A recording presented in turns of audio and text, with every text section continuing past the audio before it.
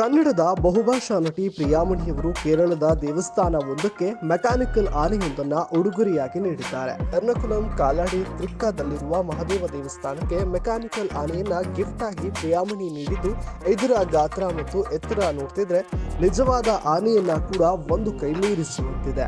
ಇನ್ನು ಇದನ್ನ ನೋಡಿದ ಗ್ರಾಮಸ್ಥರು ಕೂಡ ಒಂದು ಕ್ಷಣ ಬೆರಗಾಗಿದ್ದಾರೆ.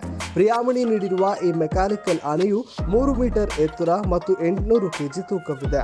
ರೋಬೋ ಆನೆಯನ್ನ ದೇಶಾದ್ಯಂತ ತೆಗೆದುಕೊಂಡು ಹೋಗಲು ಅನುಮತಿ ಕೂಡ ನೀಡುತ್ತಾರೆ ಎಂದು ದೇವಾಲಯದ ಅಧಿಕಾರಿಗಳು ನಿರ್ಧಾರವನ್ನು ತೆಗೆದುಕೊಂಡಿದ್ದಾರೆ.